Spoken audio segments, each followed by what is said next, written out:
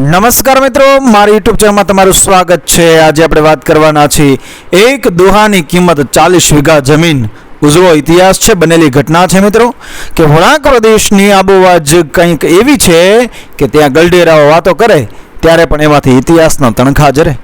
ભાવનગર જિલ્લાનું કાળેલા ગામ એટલે ચુવા વંશની અરડુ શાખાના ચારણોની ખાંડાધારી જાગીરો।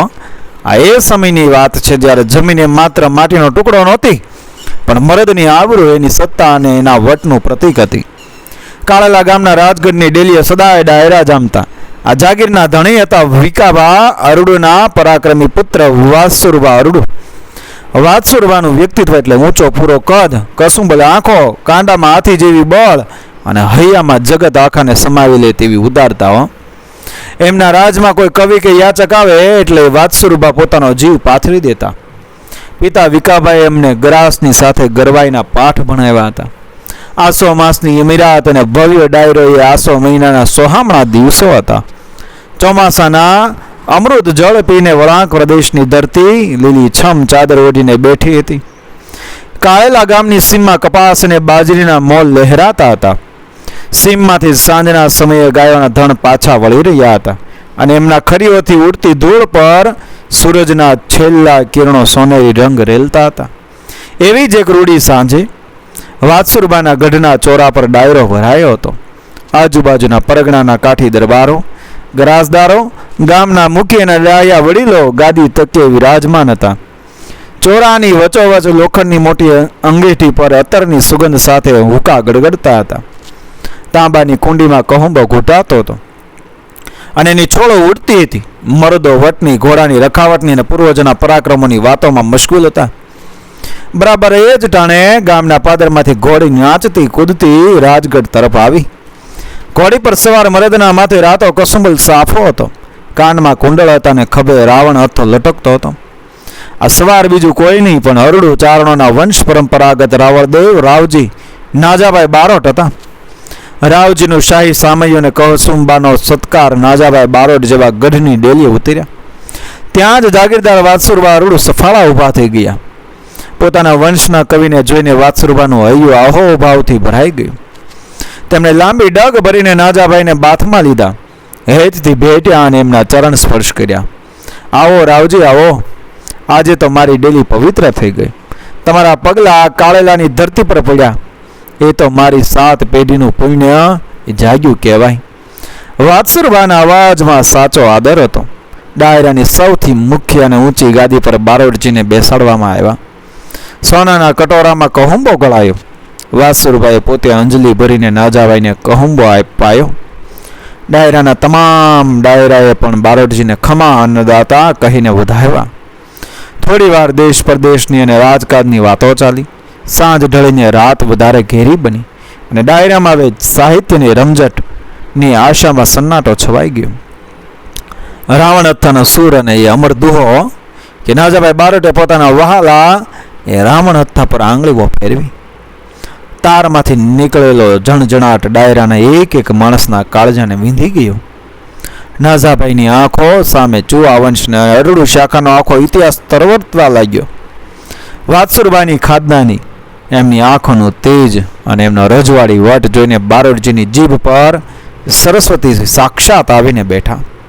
તેમણે ગળાની નસો ફૂલાવી પહાડી અને સિંહના જેવી ગર્જના કરતા અવાજે ચારની સાહિત્યના પૂરા લય અને છંદ સાથે હવામાં અમર દુહો છોડ્યો કે જવૈયો જાળધન તણો સણતાજે સાબા અજ અચો અરડુરા તો વારો વાજ સૂર્યા।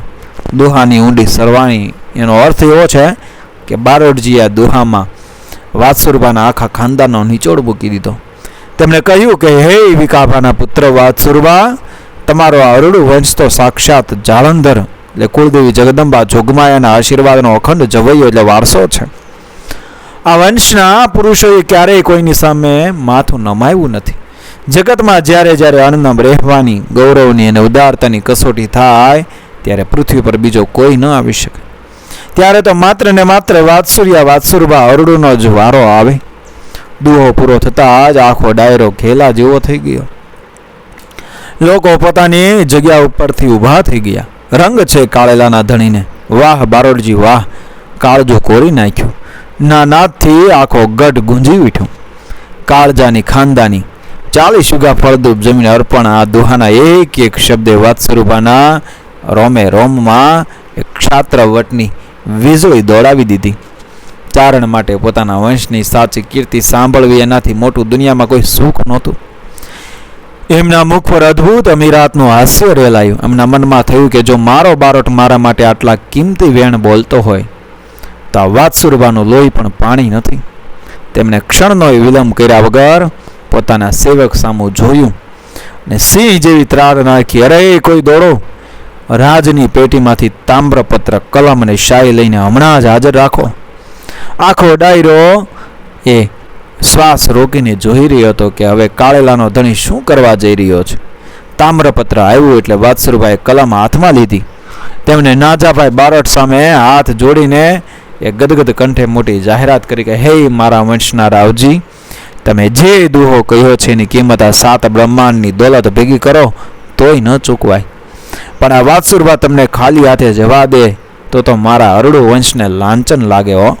માટે આજ આ ડાયરાની સાક્ષીએ, સૂરજચંદ્રની સાક્ષીએ હું કાળેલા ગામની સીમમાં આવેલી એ વળાંક પ્રદેશની સૌથી ઉત્તમ કાળીને સોનું ઉપજાવે તેવી 40 વીઘા જમીન તમને અને તમારી આવનારી પેઢીઓને કાયમ માટે ઇનામમાં આપું છું. આજથી એ જમીનના માલિક તમે છો. સાંભળીને ડાયરામાં બેઠેલા ગરાસદારોના મોં ખુલ્લા રહી ગયા. એ જમાનામાં વળાંક પ્રદેશની 40 વીઘા ઉપજાવ જમીન એટલે એક આખું નાનું રાજ્ય જીતવા બરાબર હતું. આ જમીનમાંથી પેદા થતો અનાજ અને આવક એટલી હતી કે 7 પેઢી સુધી કોઈની સામે હાથ લાંબો ન કરવો પડે. પણ વાત્સરૂભા માટે એમના ચારણી ગૌરવ અને કવિના વેણ આગળ આ જમીન માટી સમાન હતી. નાજાભાઈ બારોટની આંખોમાંથી પણ આનંદ અને અહોભાવના આંસુ વહી ગયા. તેમણે તામ્રપત્ર પોતાના માથે ચડાવ્યું અને વાત્સરૂભાને હૃદયના ઊંડાણમાંથી આશીર્વાદ આપ્યા. વાત્સરૂભા, આ જમીન તો કદાચ સમય જતાં એ સરહદો બદલશે, પણ આ નાજાના મુખેથી નીકળેલા આશીર્વાદ છે કે જ્યાં સુધી આકાશમાં સૂરજ અને ચાંદો તપશે ત્યાં સુધી વળાંકની ધરતી પર એક દુહા માટે 40 વીઘા જમીન દાન કરનાર વાત્સરૂભા વિકાભા અરડુનું નામ અમર રહેશે. આજે સદીઓ વીતી ગઈ હોવા છતાં જ્યારે પણ સૌરાષ્ટ્રની ધરતી પર ઉદારતા, કવિ સન્માન અને સાહિત્ય પ્રેમ પ્રત્યેના પ્રેમની વાતો નીકળે છે ત્યારે ભલભલા રાજા મહારાજાઓની વચ્ચે ભાવનગરના કાળેલા ગામના ચારણ જાગીરદાર વાત્સરૂભા અરડુનું નામ સુવર્ણ અક્ષરે મોખરે લેવાય છે. મિત્રો, વિડીયો પસંદ આવે મારી ચેનલ સબસ્ક્રાઈબ કરો, ફોલો કરો, શેર કરો. મળીએ આવી જ ઘટનાને પ્રેરણાદાયક વાર્તાઓ સાથે આગળના વિડીયોમાં. બન્યા રહેજો મારી ચેનલ સાથે, આપણા ઇતિહાસ સાથે. જય મા ભવાની.